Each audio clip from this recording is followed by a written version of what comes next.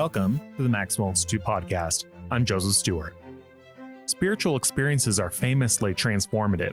They sometimes inspire dramatic effects of conversion and healing, of vision and new life direction. But even in their more quotidian forms, they expand our cognitive and emotional capacities, help cultivate virtues, and intensify our feelings of closeness to God, others, and things we deem of ultimate importance. For Matthew Wickman, spiritual experience makes us feel more deeply alive, and literature functions as a special medium for capturing the nuances of spiritual experience, helping us reflect more deeply on them and become more receptive to them. In Wickman's life experiences, which he reflects on in his new book from the Maxwell Institute's Living Faith series, Life to the Whole Being, the spiritual memoir of a literature professor, literature has helped him to negotiate the complex relationship between spirituality, faith, and organized religion. He discusses all this by way of deeply personal experiences, theological reflection, and discussion of literary texts by Virginia Woolf, Denise Levertov, Gerard Manley Hopkins, Wiman, and more. Before we begin our conversation, could you please follow the Maxwell Institute on social media, including Instagram, Facebook, Twitter, and YouTube under the handle @BYUMaxwell? Thanks for doing that. Let's dive into our conversation with Professor Wickman.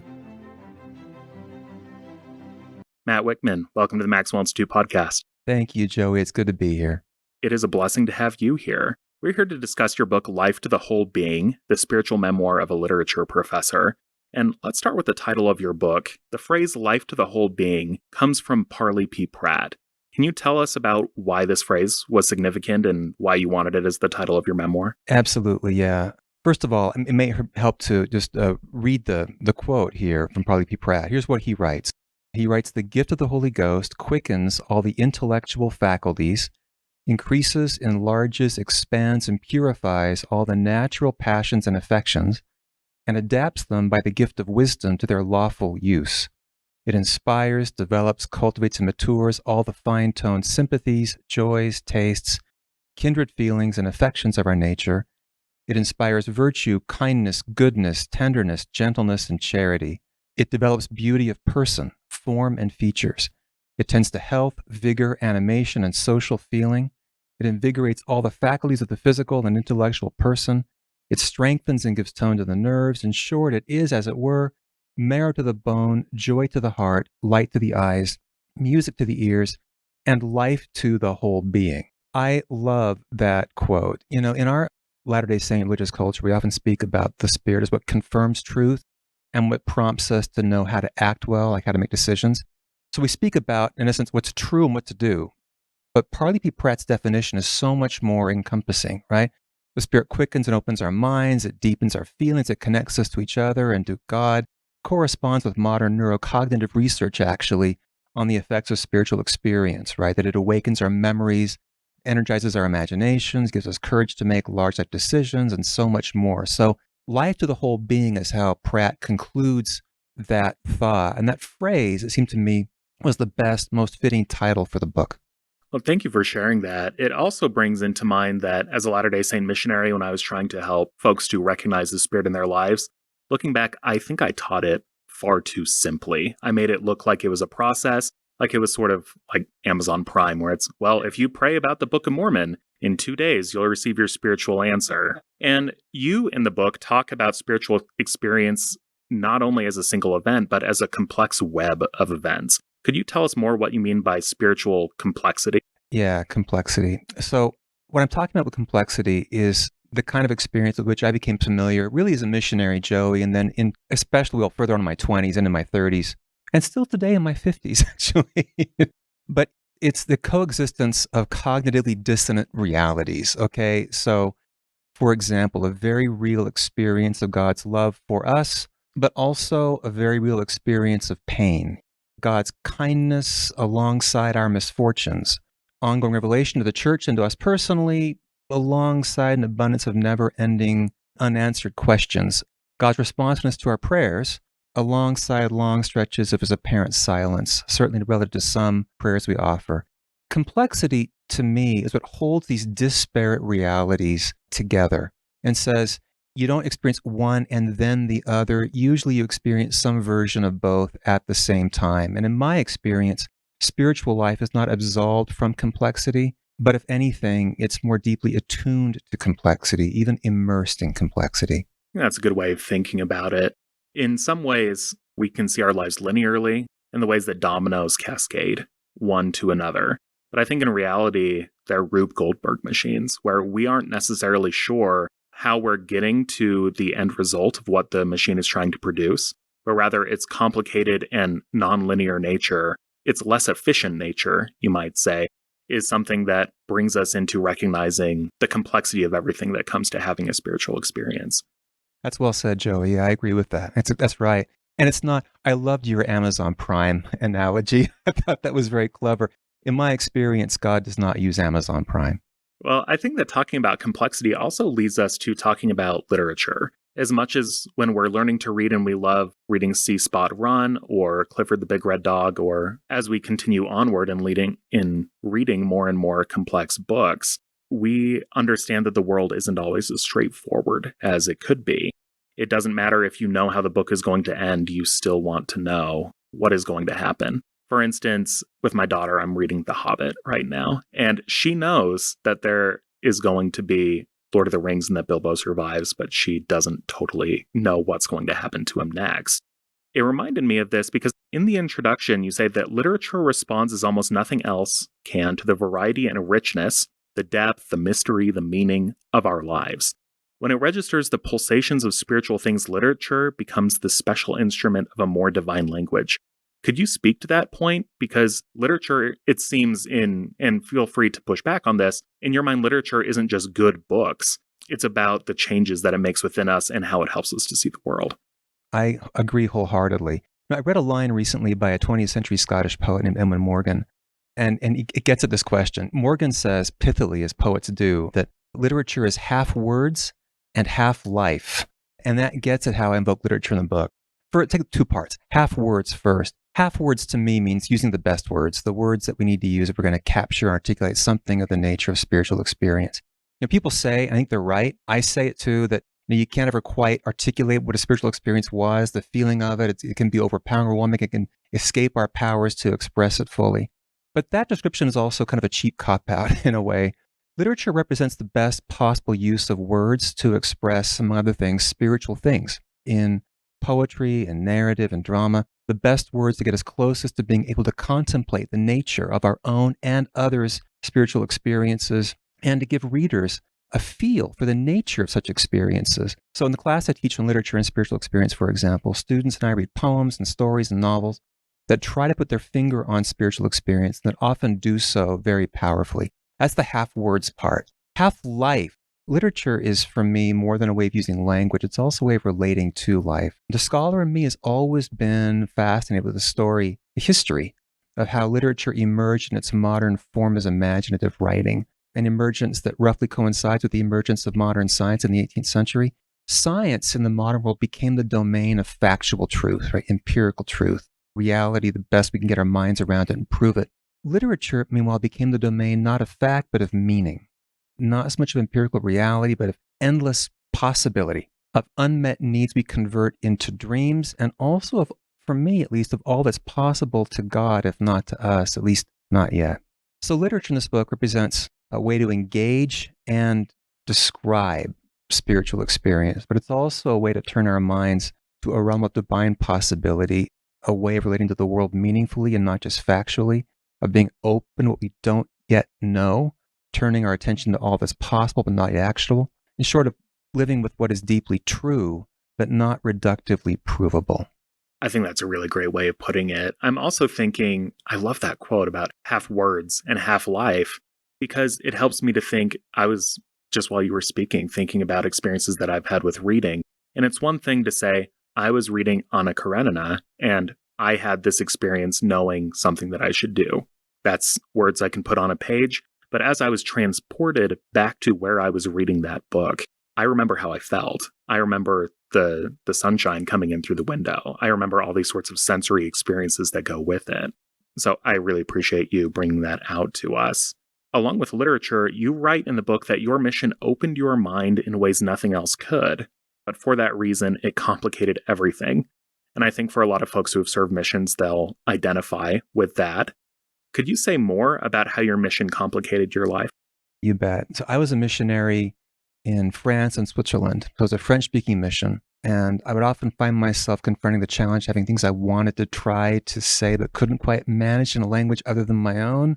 You know, what I wanted to say was always a little beyond my power of expression. Well, by the same token, I became familiar as a missionary with the experience of really feeling as though God would very kindly reveal things to me, small but important things about the gospel with my testimony, or what maybe God saw in me or in other people, the process of revelation, of inspiration.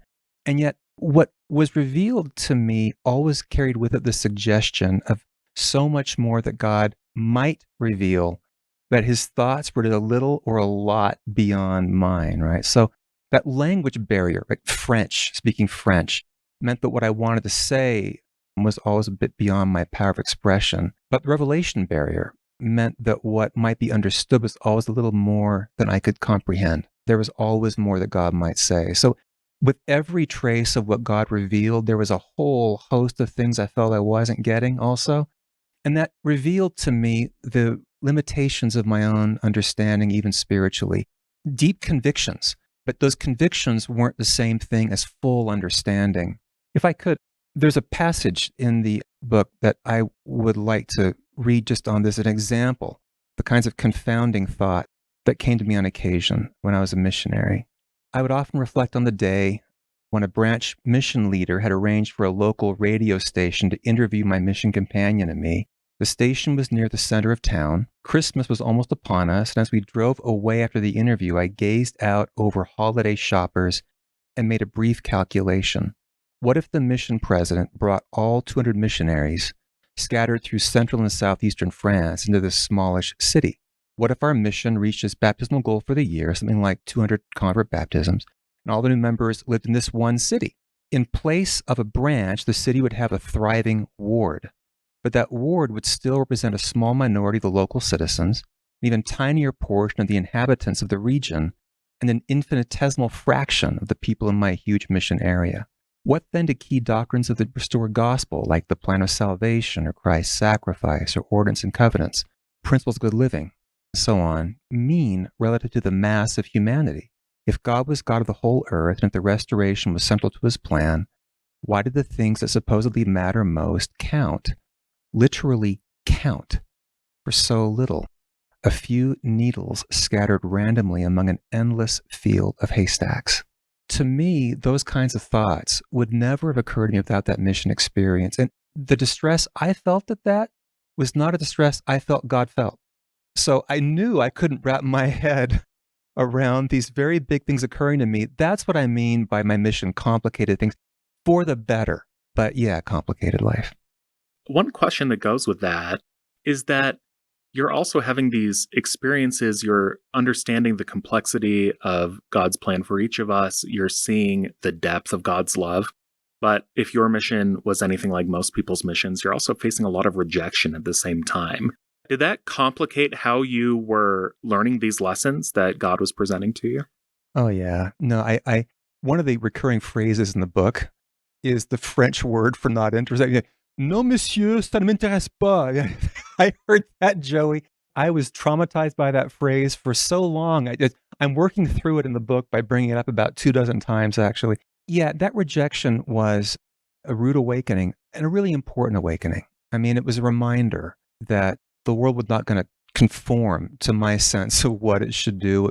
People have their own lives to live, and that God has his own plan and his own timing. And that my job was just to play a very small part in trying to do what I could to represent the church well and to carry the message to a few people. I tried to do that well, and then to be observant and to see and try to learn about how God worked with others beyond my powers to perceive it in the present. What did it mean for God to be present in a world where people weren't necessarily believers as I was? That became the thing that drove me into higher education after my mission, that question. We are discussing Matt Wickman's new book from the Living Faith series of the Maxwell Institute, entitled Life to the Whole Being, the Spiritual Memoir of a Literature Professor. Now, after returning home from your mission, you ultimately pursue an education and a graduate education. And I'm still quoting from the introduction here. You say, my academic life has long been a spiritual workshop, a place where I feel God has helped shape not just my scholarship, but my character. What do you mean by that? One of the real blessings of my mission was that it taught me to rely on God. Not that I always heard God correctly or heard him well, or not that God could work with someone so incapable as I. But it did teach me a dependence on God, and I didn't lose that when I got back from my mission. So when I was a graduate student, a young professor, reading these very heady things way beyond my own capacity, I had the habit still of approaching God in prayer and saying, asking for help, get my mind around these things, to know what to do with them, to have ways to understand them, and then to think through them and to write about them in ways that were compelling. And I always felt as though God responded to my prayer, not that he gave me the same intelligence that some people had or the same ability to sort of write about things that some others had, but expanded my abilities and my capacities. But that in doing that, I felt that it made me more open to whatever God might think and not just to what I might want from God. It became not so much a transactional relationship and, dear Heavenly Father, please give me this. Thanks, now I'm done and off I go. But it made me more responsive to things that God also felt were important. So when I faced years of real crises, meaning disappointments, disillusionments in my faith, figuring out what end was up and what what it meant to be a Latter-day Saint and what I felt about things, I felt I was much more inclined to try to respect things that I felt were important to God because God had been so kind to me in answering my questions and meeting my needs. So it made me less quick to judge things I didn't like, made me quicker to honor things that God felt were important. And I always felt that in my mind, I could hear things at church I didn't like or that drove me crazy, but I didn't feel that God was driven crazy by them, that there was a sense, phrase used in the book is the phrase gentle irony, that there was a gentle irony about God. And that irony meant he might not think everything that I would say in a church meeting or that others might say, but there was a gentleness about that, a love about that, a willingness to work with people through that. And that became, therefore, really important to how I held on to my faith. So my studies and my relationship with God to help me get my head around philosophy and literature became also a tutorial in how to hold on at church. It's a great way of putting it. I had a friend who was learning more about the gospel, and we went to a priesthood session of General Conference together, and President Monson wiggled his ears during his sermon. Yeah, and I remember being mortified thinking, oh my goodness, how is this person going to receive a testimony that he's the prophet? Is this something that, we're going to have to explain? Essentially anticipating every single thing that could have gone wrong. And my friend named Tom came up to us after and said, did you see that he wiggled his ears? Yeah, we did. And he said, he's just a normal guy trying to do the best he can. And I think that means that I can be a normal guy trying to do the best I can and be a member of the church. That's great. And so, again, just this thing of me wanting everything to go perfectly the way that I would have them go wasn't actually what my friend needed to receive a witness that he could be a good member of the church. That's great. Can I read one more passage from the book here? It's an experience that's an example of that kind of workshop. It's not academic, and this is more recent, but this is from the beginning of the last chapter of the book. It's an experience I had in prayer. So one recent morning, I was reminded of a lesson I've learned over and over. I'd gone to bed the previous night, brooding over the faith crisis of a loved one. My brooding was inspired by the reminder of a note this person had written 2 years earlier expressing concern that, try as she might, she'd not been able to feel the closeness to the spirit to which she'd grown accustomed. She was reaching out, asking that others fast with her, pray with her and for her, that they help her try to recover her spiritual equilibrium.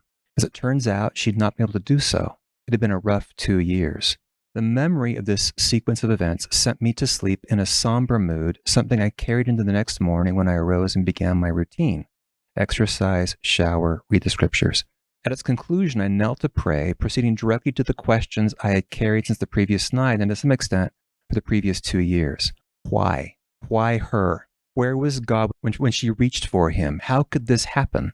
As the questions unfolded one by one, I could feel the veil separating me from heaven grow coarser, heavier, turning from something like fabric into a denser and more solid substance, a kind of thick, low ceiling. My heart, which was hurting, grew cold. I began to feel my prayer as an echo rattling around in my head. I knew what this meant, this stupor of thought. I would have no answer to this question. Once again, no answer, not posed in this way. I also knew, though, I had learned this need not be the last word. So I shifted my thoughts, adjusted more than my attitude, almost the angle of prayer at which I approached God. And I began again with different questions. Who was she in God's eyes, and what could I do to help? At once, that thick, impenetrable substance separating me from heaven began to attenuate, grow thin, almost flutter in a breeze of inspiration, the Spirit gently rushing through me with words, images, feelings. God was not despairing. All seemed well, or if not entirely well, then certainly better and more hopeful than how I saw things. This incident reminded me, again, that spiritual experience is not only about asking and receiving. It's rarely a simple game of question and answer. Instead, there's usually something kinetic about it. It requires us to move, shift our minds, find new questions, and take virtual steps in God's direction. Once we are in that different place and from that new vantage point, God may provide answers, but He almost always shows us something else too, something we could not have seen if we'd kept ourselves fixed in our previous place. Spiritual experiences move us, but often only after we move in their direction, move in heaven's direction. That's also how they are able to help change us, open us. To a degree, we are changing, opening already. Thank you for sharing that. You go on, and this is something that I think is very important too, that in this spiritual memoir, it's not all peaks. It's not all these realizations of God's love and acceptance of God's plan and recognizing that God is pleased with your progress or with others' progress, but you also talk about living in divine shadow or about the gaps that we face, not only as Latter-day Saints, but as human beings, living with disappointment, living with other negative emotion. And in chapter 6, a chapter on gaps, you discuss Anya Krugovoy-Silver's poem, Petals. Could you read that for us? Yeah, I'd love to. It's a great poem. Petals. On the corner of Cherry Street and Vine, the dump truck operator notices my son and me watching from the sidewalk, invites us to climb in the cab for a ride. My 4-year-old helps push the levers up and down, observing how the shovel digs up dirt and rocks, metal teeth grinding the hard red earth, widening and deepening the hole. My daughter passed when she was about your son's age, the man says suddenly. Leukemia. A fighter. They have the same light brown hair. Then he changes the subject, points out the pedals, how one pedal makes the truck move forward and the other makes it stop. That's a beautiful but very heavy poem. Yeah, it is. Many of the emotions I can't even describe. They feel unspeakable. What value do you find in the inability to express emotion, the unspoken or the gaps, as you described them? I find that poem to be a poem of deep ironies, right? Discrepancies between what's on the surface and what's underneath. On the surface, it's a poem about a mom taking her son, to look at the dump truck, and then they get in the truck because the truck rider says, "Come on up here," and it's all kind of about childcare. It reminds me of when my daughters were young. But then underneath it, there are more somber realities, right? The truck operator's he's had a daughter who's died. The poet, Anya Krugovoy-Silver, was at the time, she wrote this, facing cancer and fighting cancer, and was kind of staring down her own very possibly terminal illness. And in fact, when we read the book, we realize that she died the year after the volume was published. So in the poet's case, it's a poem about all of these really awful, dark ironies that reside just beneath the surface of life. For me, the poem speaks to how, really for many of us, we recognize that we only see in part, that we see surfaces and not depths, and that this absence of vision can be both a blessing and a curse, right? We often don't see the misfortunes destined to befall us around the corner, and that's a good thing, but we also, we don't see an end to our trials, we don't see answers to our questions. For me, literature reveals these kinds of gaps. It pauses in these gaps. It lights on some of life's most intense situations and says, pause right here. Look right here. Pay attention to this right here. It makes us more attentive to life. And when you attend to life in that way, you see these gaps, things that you didn't recognize at first glance, but then reveal themselves in their depth underneath you, or you see that you don't see entirely. To me, that's what the poem Petals brings so vividly into view. You go on and you reflect on the reality that in your life and in everyone's life, miracles don't always occur. Those prayers for help aren't always answered, at least in the way that we expect them to be. How did grappling with that, accepting that, change your life? First of all, I should say, I do think that miracles occur in reality. I'm a big believer in them. I've been the beneficiary of them, large and small. I'm extremely grateful for them, and I've been amazed at seeing how they occur in other people's lives also. I'm a huge fan of the idea of miracles, which is not to say that they're always there in the ways that I want. We're back to the non-transactional relationship with God here, right? You can't order a Joey, I hate to sort of drop this for you. You can't order a miracle on Amazon Prime. It's not coming. What am I paying for then? Right. That question, what do you do when miracles don't happen, is really a coming of age question spiritually. It was a question I grappled with a lot in my 20s. When I saw friends facing all kinds of crises that I did not face, or when I faced crises that I didn't want.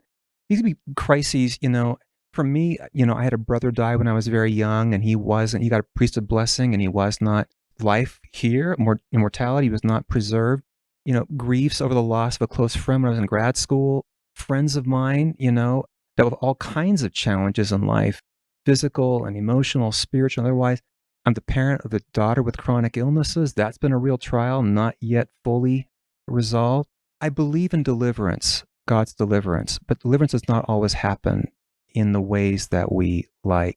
In the book, I talk about this in a chapter that tries to capture the anger I felt and that others that I knew felt from their prayers not being answered or miracles not being delivered to them.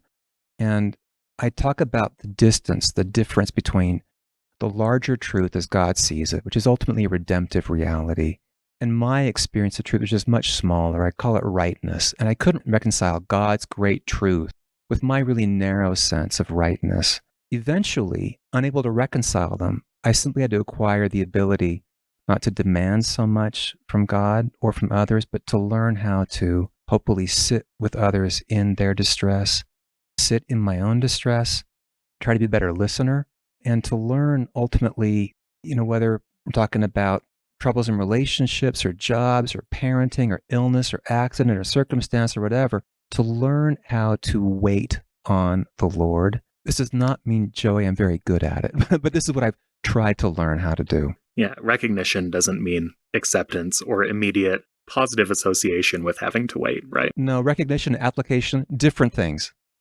I think that listeners will recognize as they've heard our conversation and as they read your book that there's somewhat of an arc throughout the book. There are cycles to it. It's not just one narrative arc, but it continues to go back and forth. It's not necessarily linear. But after setting the groundwork for some key principles like following spiritual promptings or recognizing the value of your religious life or finding answers, how literature can help capture our spiritual experience, you then descend into periods of your life associated with faith crises, yours or others. And then you come out on the other side and write a chapter about the wonder of spiritual things. So what does it mean for you to be filled with wonder?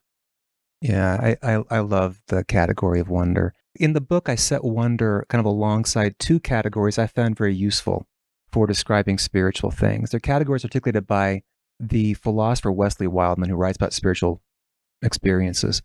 And Wildman has two categories. One is the category of anomalousness, or strange things, unusual things that occur. His examples are like near-death experiences, alien abductions. Never had that one happen to me before.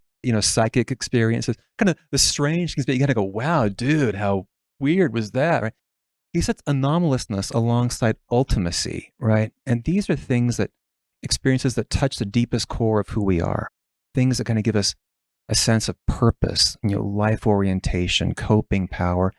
If you think about it, most spiritual experiences have both these qualities. They're both unusual, but they also touch on things that are ultimate. Like the first vision did not happen to Joseph Smith every day. It was an unusual, anomalous experience, but it utterly changed his life, changed the life of millions of believers, right? It was both anomalous and it was ultimate. Or think of like the example from Mark 4, where Christ calms the seas.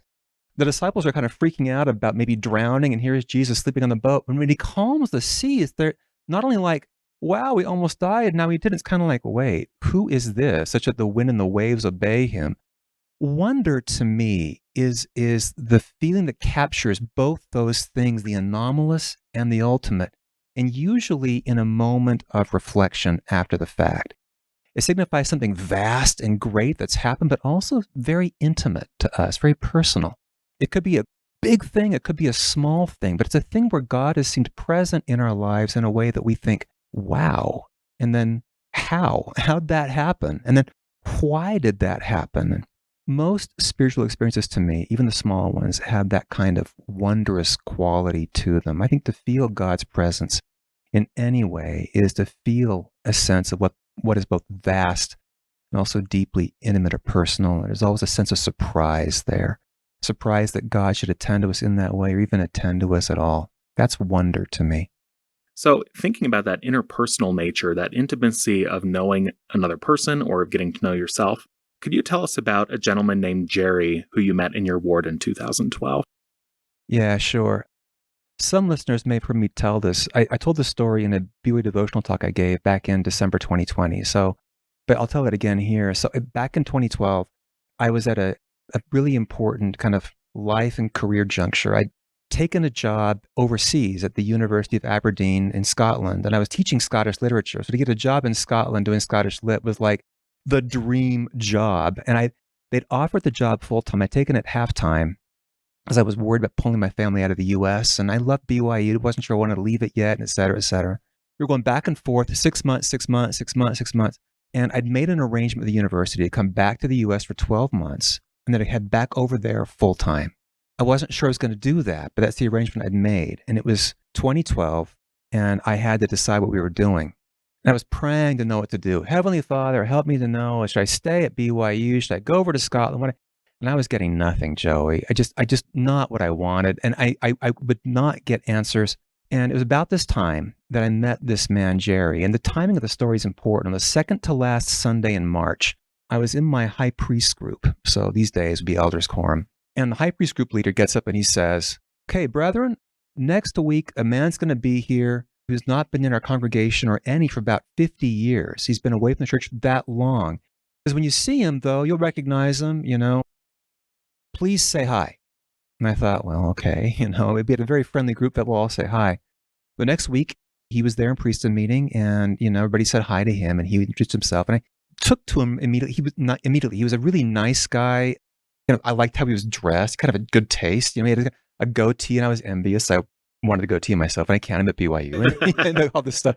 Yeah, but I liked him. And after priesthood meeting was over, I went to the hallway for a second, and the second meeting was Sunday school in that very same room. Went back into the room, and Jerry was sitting there with a chair beside him. So I sat down and introduced myself, and hi, I'm Matt. Well, the lesson gets going, and Jerry had an old Bible, and it was on the Book of Mormon, and opened my scriptures up so Jerry could see what the passages were we were reading as a Sunday school class. And the class ends, pleasant class, and everybody's kind of getting out to go to sacrament meeting, and Jerry's kind of sitting there slumped. And I thought, I wonder what happened. So I just sat there for a minute. People leave the room, and I ask him, I say, hey, are you okay? Everything all right? And he sits there, and then he looks up a little bit, and he says, that lesson went over my head. Everybody here knows so much about the gospel. I know so little about it. I feel like I should never have come back. I feel like I wasted my life. And I am just suddenly just so struck, like a thunderous, like, oh my gosh, I'm in someone's life crisis. Here I was in the middle of my own little mini crisis. Where do I work? It was such a privileged question I was asking. I had two great jobs. Where do I work? Suddenly facing a real crisis, someone else's life. I didn't know what to say. And so I sat there and I prayed, help me, Heavenly Father, know what to say right now. And suddenly, like a lightning flash, Joey, this impression came to me. And I turned to Jerry and I tapped his Bible and I said, when you get home from church today, I want you to open to Matthew chapter 20. There's a parable in there about some laborers in a vineyard that the Lord calls some people the first part of the day, then others later, and then later, and then later, and then some at the very last hour of the day. But at the end of the day, he pays them all the same wage. It doesn't matter when you started. It's whether you responded to the call eventually. The Lord pays them all the same wage. Jerry says, yeah, okay, I'll do that when I get home. Sure, I'll do that. This was the last Sunday in March. The very next Sunday, okay, when I said to Jerry, I said, when you're here the next time, when you're at church, let me know what you thought when, you read that, what you felt when you read that. Next Sunday, Church of the Building is General Conference. And there was a talk that weekend that really struck me. It was Elder Holland's, and it was titled Laborers in the Vineyard. And at the very end of that talk, Elder Holland, these are his words here, I do not know who in this vast audience today may need to hear the message of forgiveness inherent in this parable, but however late you think you are, however many chances you think you have missed, however many mistakes you feel you've made, or talents you think you don't have, or however far from home and family and God you feel you've traveled, I testify that you have not traveled beyond the reach of divine love.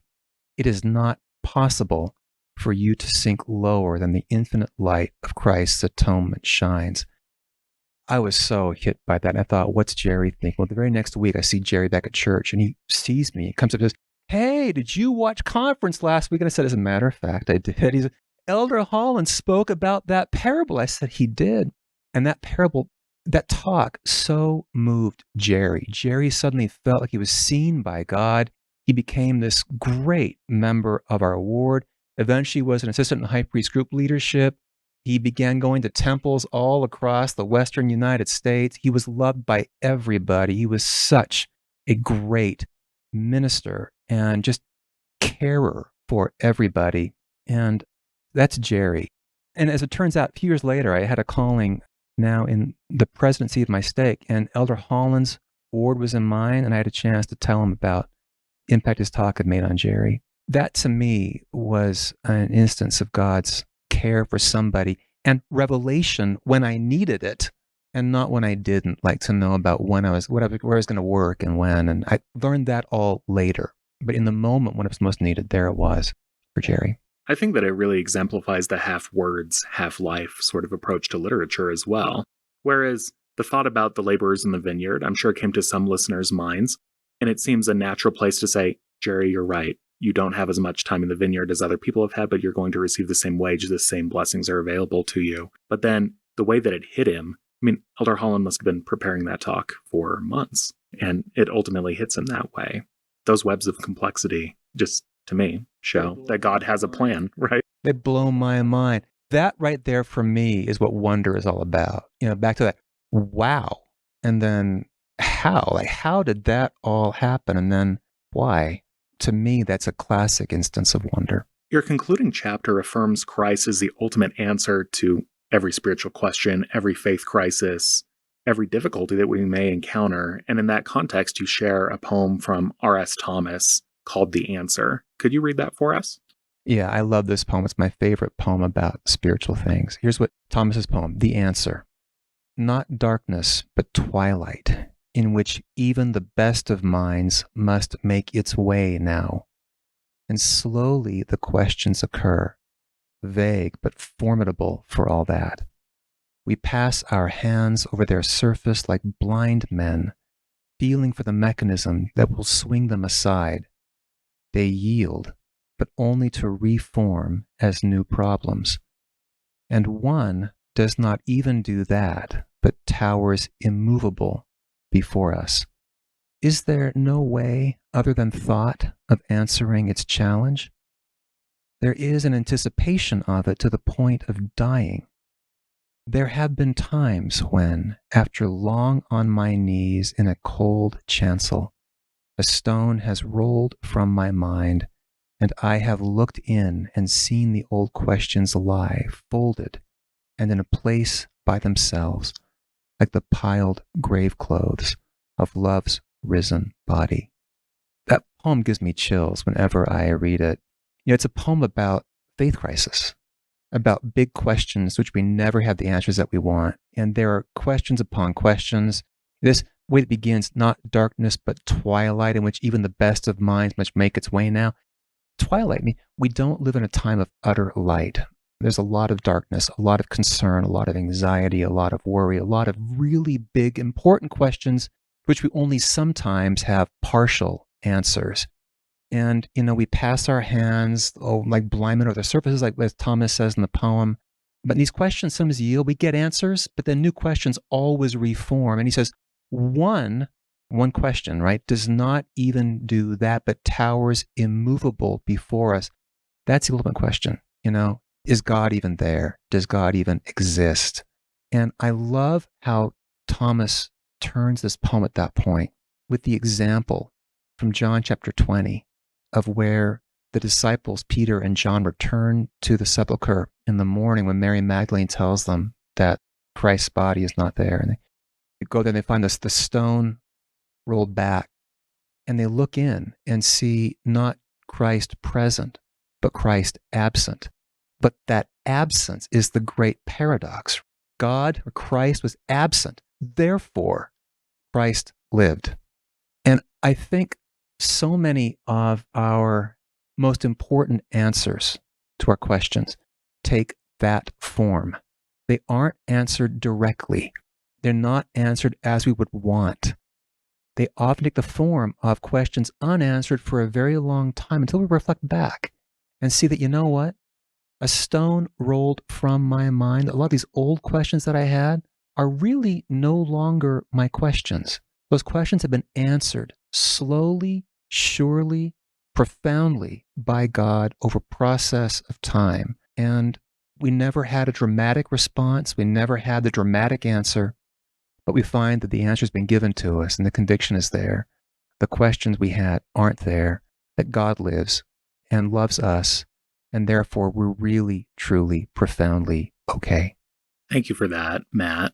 But how do you feel looking back, knowing the pain that you felt in the moment, the distress, the disappointment that you felt when you were going through something? How do you look back on it now from the comfort of having received answers eventually? I believe very much in waiting on the Lord. I've been blessed over and over when I've managed to wait on the Lord. It does not mean that I have a great gift for waiting. And I have felt pain. I still feel it very acutely.